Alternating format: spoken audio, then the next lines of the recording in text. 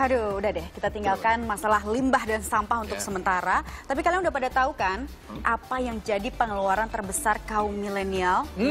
Sebagai kaum milenial nih. Yo, mohon maaf nih, ngaku-ngaku nih kayaknya. Bapaknya kaum milenial. Jalan-jalan dong, repeat pastinya. Iya, itu kayak semua kaum ya. Itu dia, kalau kamu lebih suka kemana nih? Kalau aku lebih suka tempat yang terbuka gitu. Menikmati pantai, gunung, pasti Hati-hati masuk angin. Nah, itu dia makanya. Tapi worry nggak sih dengan cuaca yang lagi nggak menentu kayak gini? Belum lagi tuh di tahun 2018 kemarin aja kan banyak insiden kecelakaan kapal penumpang. Betul, Rik. Nah, ini supaya nggak worried ya, ini ada Anggi Pasaribu nih yang ngecek langsung ke lokasi ya, gimana keamanan pelayaran di Kepulauan Seribu. Untuk lebih jelasnya kita lihat aja nih liputan yang berikut ini. Yuk.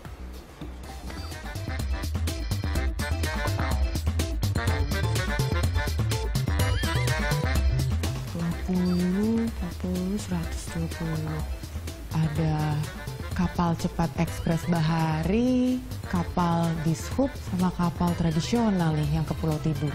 Kapal cepatnya mahal lagi, gak cukup duit. Kapal tradisional aja deh, lebih sesuai budget.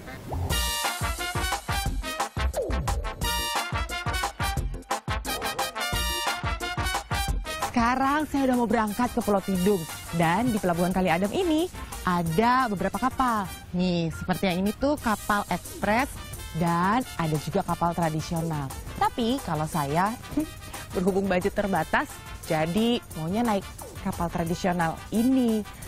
Cuman murah sih murah ya, tapi kok agak worry ya kalau lihat kapal ini. Soalnya kalau berdasarkan data dari KNKT nih, tahun 2018 itu kecelakaan transportasi yang paling dominan itu di bidang pelayaran loh.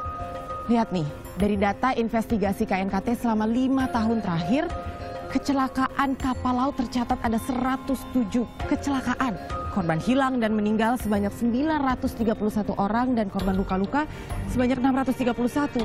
Aduh, jadi parno, aman gak ya? Cobain aja deh. Ya, dunia pelayaran Indonesia memang masih banyak PR-nya. Tahun 2018 saja ada 10 insiden kecelakaan besar yang menyita perhatian. Selain cuaca buruk, salah satunya penyebab kecelakaan seringkali akibat mesin rusak atau kelebihan muatan. Termasuk kapal KM Sinar Bangun yang tenggelam di perairan Danau Toba akibat cuaca buruk dan kelebihan muatan, serta penumpang. Bayangkan, total kapal ini membawa 142 penumpang. Padahal kapasitasnya hanya 40 orang. Terus ingat kan kasus terbakarnya kapal penumpang Zahro Express yang hendak menuju Pulau Tidung. Insiden ini menyebabkan 23 orang meninggal dunia. Tapi di luar faktor kelalaian penyedia jasa transportasi, ada juga nih faktor dari penumpangnya. Salah satunya ketidakpatuhan penumpang untuk menggunakan life jacket.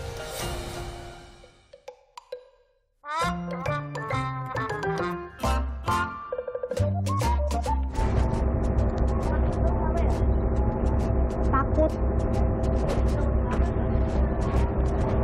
Duduk bareng ya Mbak, biar ada temennya.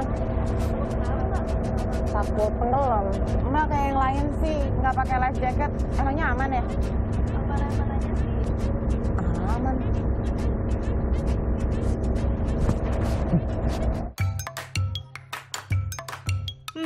Pada bandel-bandel ya ternyata.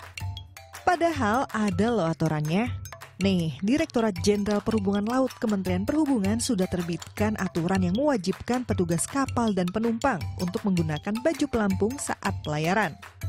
Nahkoda juga wajib ingatkan penumpang untuk menggunakan elemen keamanan tiap kali berlayar.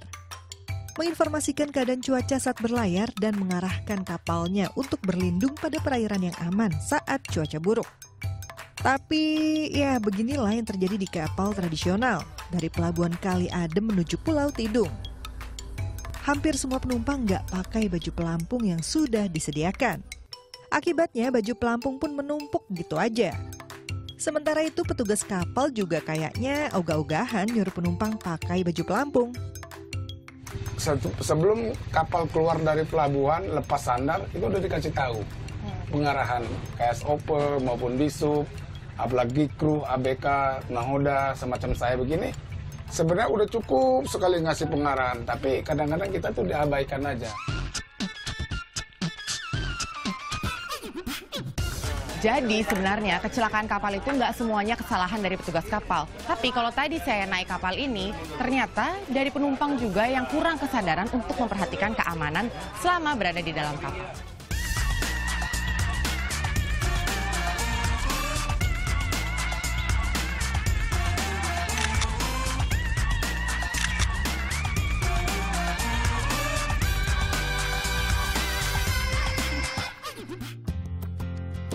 Nah, sudah puas liburan, saatnya pulang. Mau nggak mau pakai kapal tradisional lagi nih. Tapi, kok ya ada masalah lagi? Seperti yang saya alami kali ini. Niatnya mau pulang pagi, kapalnya nggak datang-datang. Ya ampun, udah datang pagi-pagi, lari-lari, buru-buru, katanya berangkat jam 9. Taunya ini baru datang, kita udah nunggu hampir 4 jam nih di sini. Akhirnya sih rombongan turis tetap berangkat dengan kapal tradisional. Maunya wisata untuk menyegarkan pikiran jadinya malah was-was. Memang karena kurang banyak, karena kan nggak dapat subsidi kalau kapal nelayan. Karena mereka ngolah sendiri, kalau kapal-kapal yang mewah kan sedikit banyak ada subsidi. Sedangkan kapal yang mewah aja, kalau penumpangnya 3 orang nggak jalan juga. Semacam satu contoh kapal di sub nggak jalan juga.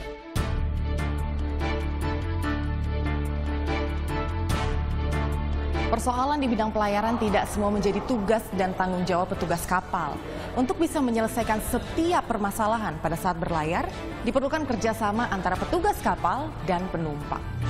Petugas kapal harus bersikap tegas kepada penumpang untuk menggunakan setiap elemen keamanan yang akan digunakan saat berlayar. Dan juga harus mendata semua penumpang yang masuk ke kapal, baik pada saat akan berangkat maupun pada saat akan kembali ke lokasi. Jangan pernah sekali-sekali menggampangkan hal yang kecil. Sama halnya dengan penumpang, jangan pernah ragu untuk komplain kalau ternyata menemukan elemen keamanan dalam kapal tidak tersedia secara maksimal. Dan tetap jaga etika juga loh ya, jangan marah-marah kalau ternyata ada penundaan pelayaran karena kondisi cuaca yang buruk. Anggi Pasaribu, Sigit Wicaksono melaporkan untuk NET.